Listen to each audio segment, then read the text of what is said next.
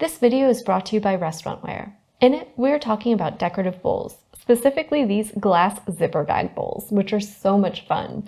They're made to look like open plastic sandwich bags, and they have a really cute, adorable design that's just going to add a little bit of whimsy to whatever you're planning on displaying.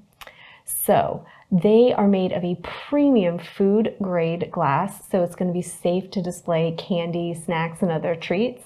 And they have a nice flat bottom to them as well, making them a nice little stable display too.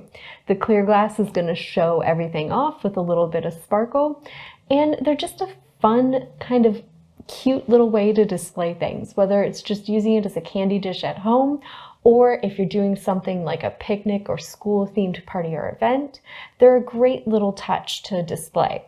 It comes in both 8 and 22 ounces, so you have some different size options as well. These make great candy bowls and are a perfect touch at Halloween or another holiday like that, especially when you're going to be doing lots of stuff with candy.